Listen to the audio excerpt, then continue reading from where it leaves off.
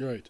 Welcome back to Nick Lenz's Comic Corner, classic slash non-classic. This episode number 2888, double shot number 2782. No main Superman books this time. Last two episodes, I'm sure people probably like, can you do something else, Nick? You mean Superman for 2 straight episodes. Excuse me. Well, there is a Superman-related book in this episode, but it's not the first thing I'm talking about. Only two series this time, not 4. Like, oh, thank God, Nick. And please, hopefully it's not 45 minutes like the last episode. Let's find out. Okay, so first we're discussing Green Lantern Volume 3, issues 81 to 91, 93 to 95, and 97 to 100. Superboy, Volume 4, issue 47, along with Supergirl, Volume 1, issues 61 to 74. There's a reason I'm stopping there. We'll find out that one. So 81, the best way to describe this issue, it is a aftermath of Final Night for Green Lantern, because in that story, Hal Jordan sacrificed himself in order to reignite the Earth's sun. This whole issue is basically his funeral. That's literally what this issue is. We have various superheroes, even Kyle, even Carol Ferris, basically a chance to do this, have a basically say stuff about him. Actually, it's more like a memorial service for him, but Ron Martin does an excellent job with this book. Oh yeah, definitely, he does an excellent job. I thought this book was really, really good. Nice standalone issue. And then right after this, we have a 3-parter. Yep. Yes, there's a 3-parter that happens right after this. We have some very interesting issues happening here. And the attendees are Donna Troy, John Stewart, Superman, Guy Gardner, Black Canary, the Wallace Flash, Carol Ferris, obviously, Alan Scott, who at this point is Sentinel, Swamp Thing, Thomas, formerly Pieface, Tattoo Man, Major Disaster. Basically, a lot of these heroes are here just for his funeral. And Telling Tales is a reprint from Showcase number 22. Yeah. Basically, it's nice the fact that it is. And Darryl Book is awesome with the artwork. Now, 82... Oh, it's actually not this issue. It's probably the next issue. So, basically, 82 was noteworthy for the debut appearance of Fatality, who became a star at Sapphire. Yep. This is actually her date. Well, she appears basically not named.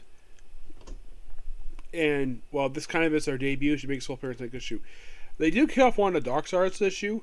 Gullis Zed, who formerly was a Green Lantern.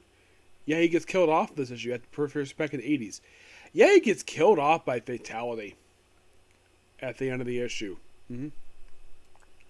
Also, we have Tom Greenberg doing the artwork for this issue. And then we have a 3-part Retribution. I thought basically with this title, because one thing I've noticed with this Green Lantern book, it seems like any time basically since Kyle Reno's book, it's like, oh, we have this multi-parter, so it's going to cross the book. Nope. Self-contained story. He meets Fatality basically like, ooh, I'm here for you. He doesn't know it's Fatality until after he meets her. Yep. Also, I think what's in the storyline here, I think it was. Let me take a look here. See. No, not this one. So basically, you have basically him find Fatality for 3 straight issues. Yeah, from issues 82, 80, 83 to basically 85. Yep. And goes Planet. Really good story, also following Donna Troy. Yep. And then 86 has a weird issue. Yes. So, yeah, Kyle going home. He's about to take a shower. And Jade is in his shower. And she's like, oh, I'm sorry. I didn't see anything. The guy can see something, but not really. He didn't see her naughty bits. And he kind of accepts. And then he picks a piece of her underwear. Then her brother Obsidian shows up and assumes possibly he may have slept with her. So he begins to fight her. And she's like, what the heck is going on? And separates them because she has Green Lantern power. It's like, I don't care who, and of course this is a really dumb thing. This is something I've never liked in real life. I don't care who started, I don't care who started, I'm ending it. Yeah, it's like, all about fighting over her, and he's like, Obsidian. Yeah, and she's tired of her being overprotective, and then Donna Troy shows up at the end of the issue. Yes. Yep. And then the very next issue, Kyle has a team up with Martian Manhunter.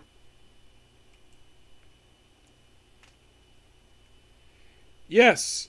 And then we have a guest star appearance in here by the character Axis from Marvel vs. DC Universe. You're like, what? What the heck is doing Green Lantern? It was a strange guest star appearance. Maybe because it was an after effect from that storyline. I have no idea. It's bizarre. And I enjoy this issue. It's a great team up between Kyle and Martian Manhunter. Of course, this is the JLA on the moon. Then 88 has Donna Troy. Or basically they meet Emma DeWitt. Who is that? Alex's sister. And she's only here for one issue. She hates Kyle for what happened to her sister. Despite the fact that it was Major Force that killed her. Yep. And it's also debut of Machine Messiah, this weird robot who only appears for 2 issues. Yep.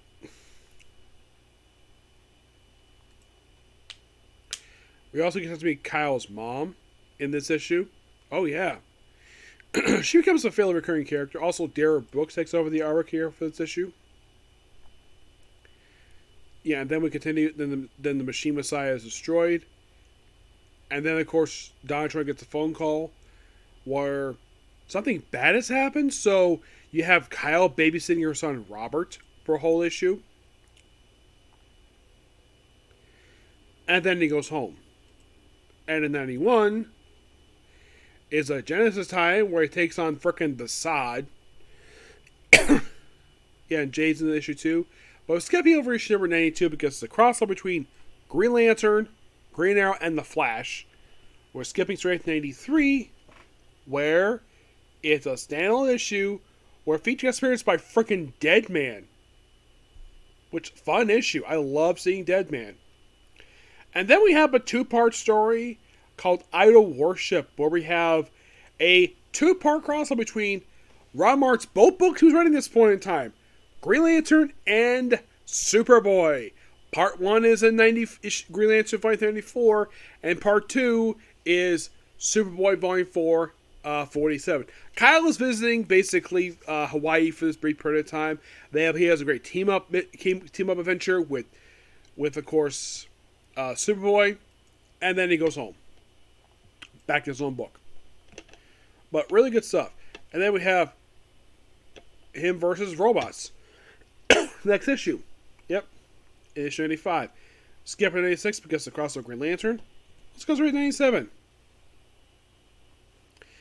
97 is him versus Gravon, who is basically, well, he has another fight with him because this guy is the third son of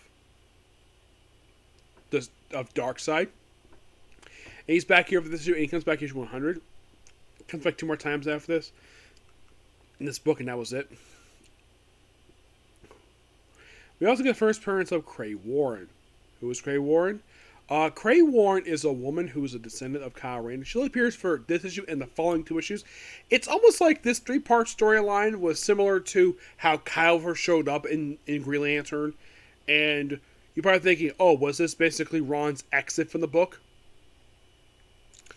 Well, I think so, because I don't think he writes it, because it leads into a 2-part storyline where it features guest appearance by League of Superheroes.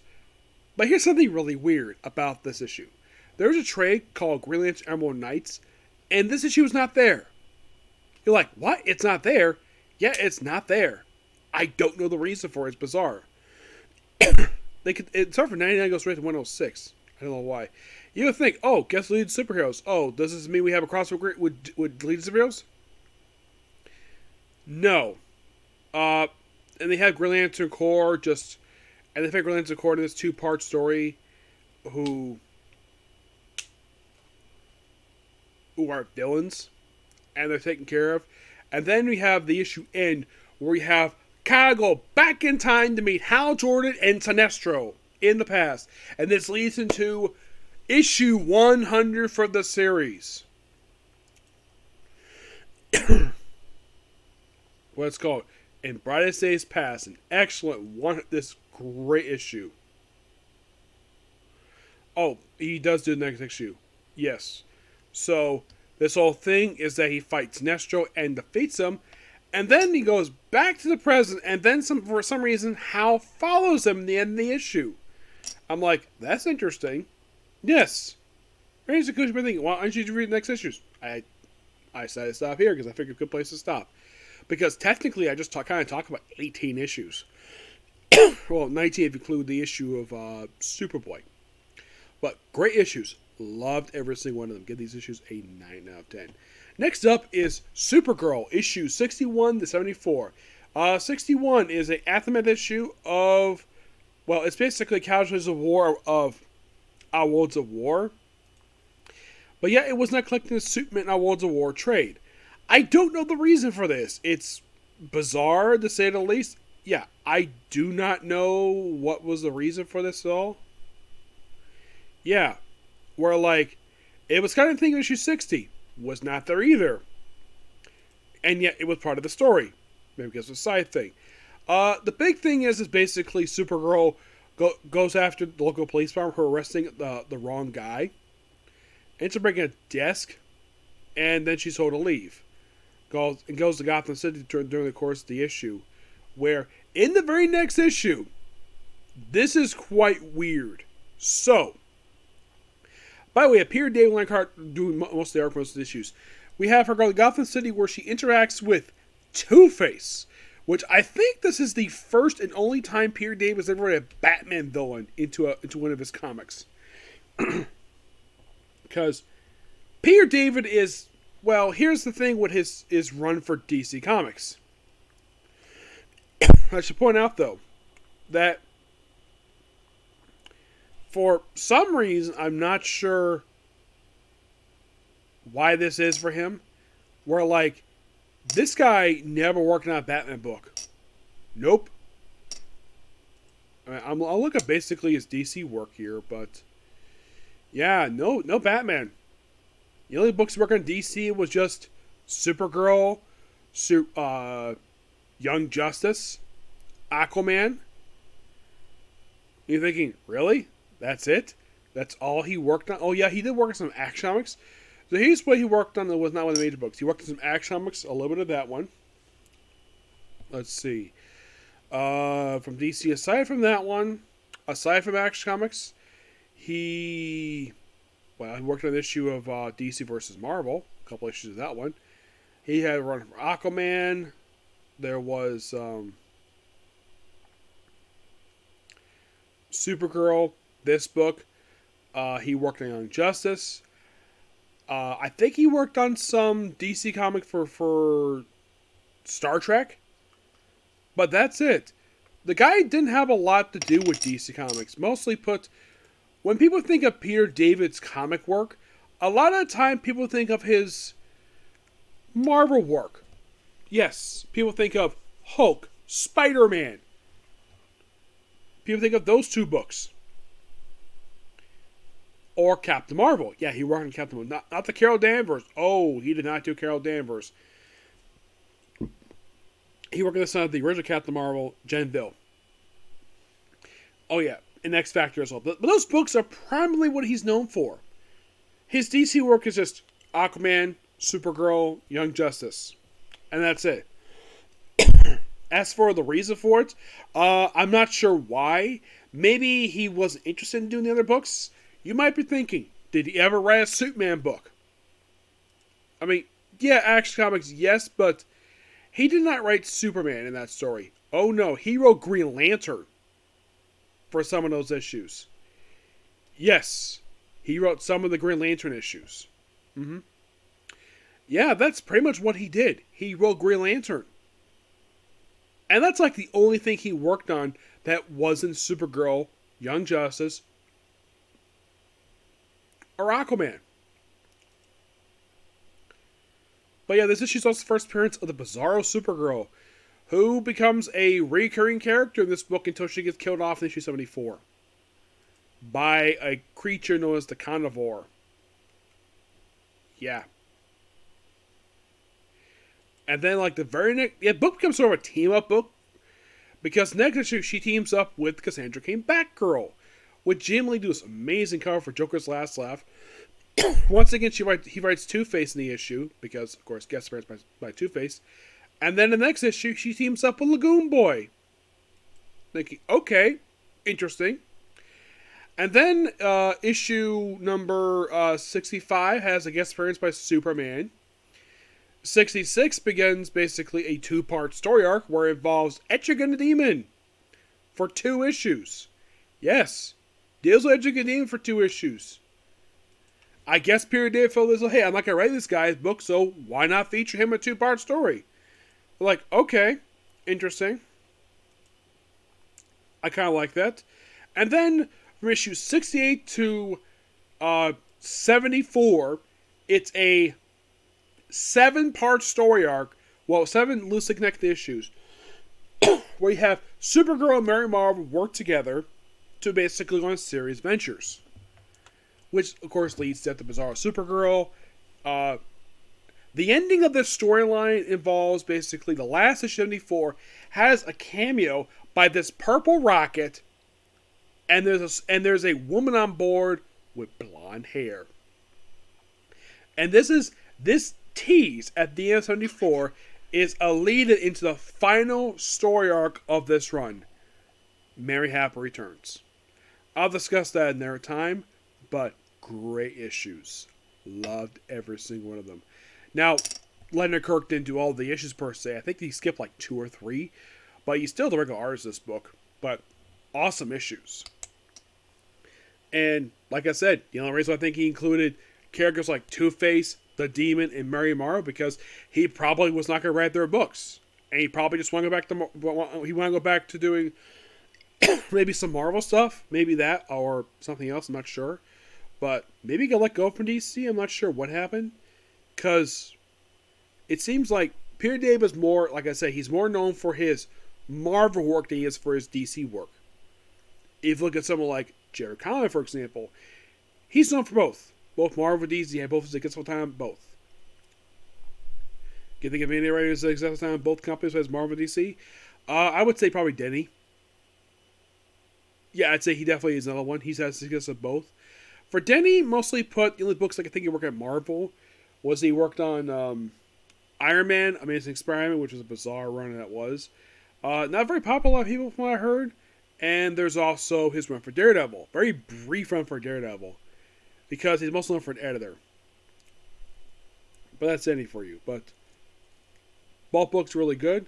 In case you're curious though, how long would Ron Martz write Green Lantern?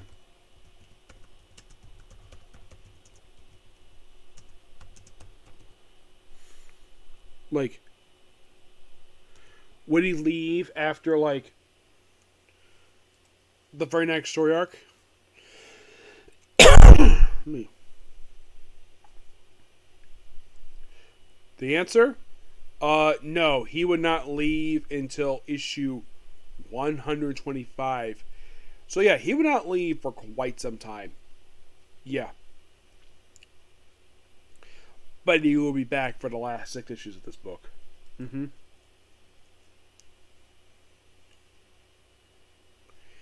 Yeah. Oh, I'm going to talk about it next time. Definitely. But yeah, that's pretty much it for particular review. And good thing it's not 45 minutes this time. Hooray! So, if you enjoyed a particular video, please be sure to like, comment, subscribe, turn notifications, and tune to the like button. This is probably going to be the last video for this evening. So, I will see you all tomorrow for probably more Comic Corners. And probably a review for Fatal Frame, because that anime is coming out tomorrow. Yep. But you next video. Bye.